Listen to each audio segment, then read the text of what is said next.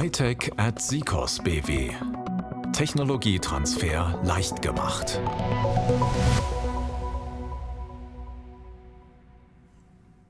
Welcome to our HPC podcast powered by Accelerate. My name is Andreas Wiese from scapos BW, and here with me is Guy Lonsdale from scapos, a longtime friend of the Accelerate project. Hi, Guy. Hi, good afternoon. Guy, the FFplus or Fortissimo Plus project seeks to stimulate and expand the innovation potential of small and medium-sized enterprises by utilizing high-performance computing and artificial intelligence resources, particularly in sectors like manufacturing and engineering. Could you please share some insights into how FFplus aims to empower SMEs and startups in this regard? Well, the new project FFplus has got two different approaches. The first is what we might call the classical Fortissimo approach, which is bringing SMEs to using HPC to solve business challenges, so that we call them business experiments. They're supported to investigate how to solve one of their business challenges using HPC. And we see HPC in the broad sense there. It's simulation and modeling, it's also data analytics, but it can be AI.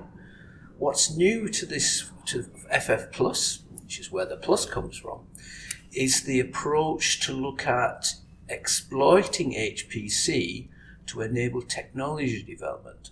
And the technology development is for the creation of generative AI platforms or foundation platforms, large language models.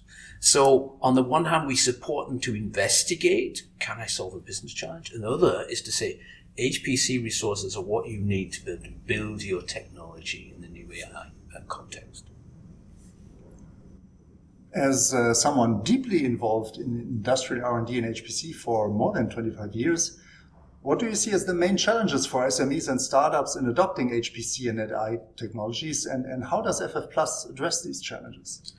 So as I just explained, there's two different approaches, two different types of activities being performed within the sub-studies, the sub-projects within FFplus. The challenge for many of those new to HPC, and that's actually a criteria for inclusion in the first time, is the fact that they may not know HPC. They may not be aware of what HPC can offer.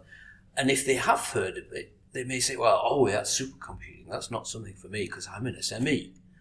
And what we have to get over the first hurdle is to let them know it's there, it could be used, and there are organizations that can support you doing so, because that's the next challenge. For an SME, having the right expertise to be able to make use of simulation or AI or data mining. The other approach, the second thread we have in letting SMEs and startups use HPC to develop their technologies, they may well be experts in the technology itself, AI technology. They may have some ideas of how to perform the necessary computing that they need to do the training, for example. But do they know how to get access to large systems? Do they know how to deal with the way that those classical HPC systems are set up and organized so that they can get the jobs done that they want to do? And that's a sort of getting them into a new community and getting them used to be able to make use of the large systems that are there. So that's a different challenge for them, but it's still one of the hurdles that they have. So it's actually at two different levels, right? The first one is more like awareness creation and get them going. And the others know already that they should, but it's more about how they should use it. How do I get at it, and which systems could I use, and in the real world, can I afford to use them? Yeah. And so with the Fortissimo Plus approach, we see it makes sense. You can develop your technology using them, and then we have to think about the business models later. Because we won't be charging for use within the project, or if we're using, or at least if we're using the systems from the Euro HPC JU, there won't be charges for that. But of course, they will have to think about later, how do we move on with that? So Could you elaborate a little bit on how exactly you would address those new HPC users within the FFplus project, and how to promote the business benefits in the broader SME ecosystem? Right. So it's important, if we're looking at new HPC users, the first thing we've got to do is reach out to them. They've got to be aware of the fact that this possibility is there. So we will be using our contacts in the ecosystem to reach out to SMEs.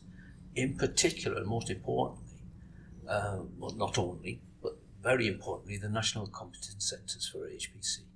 They have, as part of their mission, outreach to industry and expanding the use of HPC. So those are the NCCs of the NCCs of EuroCC. EuroCC, yes. And we will be wanting to work with them to say, we have the possibility to fund these business experiments. But what does that mean? How will we search for them? We will be running open calls. Mm-hmm. So open calls for proposals for both types of experiments and for AI innovation studies. I have a different title for them. But the business experiments for new SMEs, we'll be reaching out to them, and the idea for them is to create mini consortia. Because I said one of the challenges is for them to have the right expertise, but they don't necessarily have to have all the expertise. Mm-hmm. They come with a business challenge, and then they find a mini consortia, maybe it's just 3 organizations or 4, and they bring in the people with the expertise to help them do it, to find the right simulation code or help them adapt their simulation code, and together, in a shortish time frame, something like 15 months, that's the maximum, work out what's necessary to solve that business challenge, adapt the software and deploy the software and validate the software, and show to them, yes, it makes sense for me. Then they have to think about how to continue. But the important thing is it's a business challenge they solve. Mm-hmm. So at the end of their experiment, we expect of them a report and a description of what it meant, what was the impact. So we create success stories, mm-hmm. which are business oriented. And it's these that we use to promote the impact of the project in the broader ecosystem. So it's a little bit, if he could do it, you could too. Mm-hmm. Yeah. So in different sectors, they say, well, yeah, actually, I also manufacture egg cups, and if they can do it in Slovenia, I can do the same in Italy. And I can for example, I like picking strange examples. I remember the teapot company. The teapot company. Yes. So you mentioned FFplus, so there has been FF before, so Fortissimo. So the Fortissimo projects have been been instrumental in promoting digitalization technologies in manufacturing industry, 4.0, etc. So how does FFplus build upon these successes of the predecessors, and what new opportunities does it bring to the European SMEs and especially startups? So I think we're building on a reputation. We've had very good support from the European Commission and now from the HPC, and they very much like the projects. They've been very good at promoting what the successes have been during their Euro HPC summit last year, for instance, and saying, yeah, this is really exciting. Look what we can do. Here's the chicken or the poultry farmer in I think it was Montenegro, or was it? That was able to use AI-based HPC tools to improve the care of the hens. So it was looking after their health, and it was also optimizing production. So look, this can be done. And this is a great case to explain to the general public, why do we need an HPC program? What are the benefits? Why are we investing taxpayers' money in this? Because it makes an impact. And in those sort of cases, we get contacted by other SMEs and say, I've seen that success story. Can I get in touch with them? Because I would like to do the same thing. So we're building on the reputation. We're also building on the contacts to the ecosystem. So we're now here am I allowed to say we're here in Hamburg at the IC conference? And I've been contacted by people that said, oh, I I've heard there's a new Fortissimo project. When's the first open call bit going to be there? Because they're looking to work together with SMEs. They've got something that they maybe have in mind to say they could benefit from this. Let's work with them to set something up so that they could put in a good proposal for the call. So that's rolling ahead. So we're building on the past experiences and the past success stories. Of course, the success stories that are on the webpage are still valid. There's a lot of material already there that you can see. These are the things that have been done in the past. But as I said, there is something very new coming up. The plus. And that's the plus, the AI technology development using HPC. And that's going to be a very new activity and a new area of impact for the project. You mentioned that the projects are intended to be something like 15 months long, and there might be 2 or 3 additional partners. Can you say anything about the financial framework of such a project? Is it right? Yeah. So the project's just started, and we'll be refining the initial plans for the open calls. So I can't give you exact dates, but come the end of June, expect to see a publication of the calls. Mm-hmm. So that was the time frame, with something like a submission date at the end of August, beginning of September. We'll have 3 such tranches. We'll have 3 open calls, each of which with sub-calls for the 2 types of experiments and innovation studies that I talked about. So there'll be 3 lots of 2, spread over the coming 3.5 years. So it's a 4-year project. There's a total of more than 24 million euros set aside for these third-party funded projects. They're talking about financial support for third parties. This is the methodology, or cascading funding. So there's over 24 million for all that set. That's a lot. The sizes will be different. The HPC experiments, use of HPC by new SMEs, or SMEs new to HPC, that's a one shot. They have a bit longer period, 15 months. The AI technology development initial projects are short, 10 months, but they have the possibility to, if they're successful, to continue to put in an extension proposal. So they have the possibility to get further funding. So that's why it's shorter, but they can go in for a maximum of 3 times. So the volume of funding for each individual experimental study is slightly different, but we're talking about 200 to 300,000 approximately per experiment/study. And so if you take the 24 million divided by 2 to 300,000, then you end up with something approaching 120 to 80,000. So that's significant. 80 studies, not 80,000. So it's a large number of activities on different themes and different areas, and we hope that volume will lead to a set of material that really has great outreach and we can use in different sectors to promote the idea. Yeah. So that's quite an impressive number of projects and, of course, money. How do you plan to ensure the success of FFplus and that the open calls will reach the right persons? That is a difficult question. Of course, we have to... there's a risk. We're all having open calls. What we learned in the past was selecting activities, experiment studies, through open calls was the best way to ensure a highest quality, because they're competitive open calls. So that's one thing. So that aspect of selection means we have a quality assurance in a sense. But there's a risk. If we can have an open call that's published and then nobody sends a submission in. So that's obviously a risk. So we can't guarantee that doesn't happen.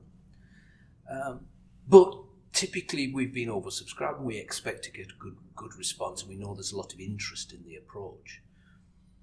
After that, we have very careful monitoring of the activities. So we have activities within the project to look at, keep track of what's happening, make sure there are no problems that aren't reported, or if we can assist with problems. So we try and make sure that problems that arise, and with so many experiments and studies, they will arise, that we try and help them and come to either a modified result or a different result, depending what happened with what the challenge or problem was. Of course, there are some experiments that might not achieve what they originally hoped to achieve, and so that they won't necessarily lead to a final success story or an effective result from the AI technology development. So there is a risk. It's a good question, but we are based on past experience. We hope to be able to result in a large set of high quality activities. Then to address the other aspect, are we reaching the right organizations, the right people? That has developed over the years. What we saw in the last instance of Fortissimo, which was called FF for Euro HPC, we had a very good outreach to a large number of European countries. And that was helped by the NCCs. So they were helping us to reach out to different countries. And this broad spread across Europe, across the members of Euro HPC joint undertaking, was important. Because obviously, well, in the past, we only had a rather limited Western European view of SMEs. We were able to reach out broadly. And we have experts that will be looking at, are these innovative? Is it new? Is it just replicating what was done in the past? So we are pressing to see that we really have innovation with the new set of activities coming from the projects. Okay, this sounds, you have a lot of experience you can build on, so this is great. So looking ahead, what do you envision as the long-term impact of FFplus on the European industrial landscape? And how do you see the role of SMEs and startups evolving in the context of HPC and AI adoption? I think there's generally a lot of interest in picking up with SMEs and making them get value from top-end technology. I think one thing I haven't mentioned is that, particularly with the new use of HPC by SMEs, we're not typically talking about supercomputers. We're talking about high-performance computing, so smaller scale systems. And in those cases, we would expect to see continued use or broader use and more SMEs within the ecosystem being aware of what's been done and saying, well, this wasn't just a flash in the pan, they didn't just do it once. There is a sequence. This has been something that's been going over some time. We're moving from manufacturing and engineering to broader areas, so it becomes more and more encompassing. So I expect that groundswell of what's been done before to grow. That's in the use for SMEs' first use of HPC. In this new area, in the Plus, it's first steps. It remains to be seen just how many SMEs are in a position to say, I know the technology and I wish to build a business using HPC-enabled large language models and platforms. So just how many will be able to do that remains to be seen. But clearly there is a trend for AI to be an important technology across all sorts of sectors. And clearly SMEs should be playing a role in various areas. So I think there's an optimistic, positive growth to be expected. Well, and the stepwise approach that you can extend projects that are successful is also an indication of the approach, right? You look how it works, and then if it works well, you continue. Then they can continue with that study. Yes, indeed. Great. This all sounds very promising. I find it especially interesting that FFplus is actually building not only on the previous Fortissimo projects, but also on EuroCC, the NCCs that we have all over Europe. So that's quite encouraging. And so thanks a lot, Guy. We will watch closely and positively. Wish you all good luck and good work, and talk to you soon. Thank you very much.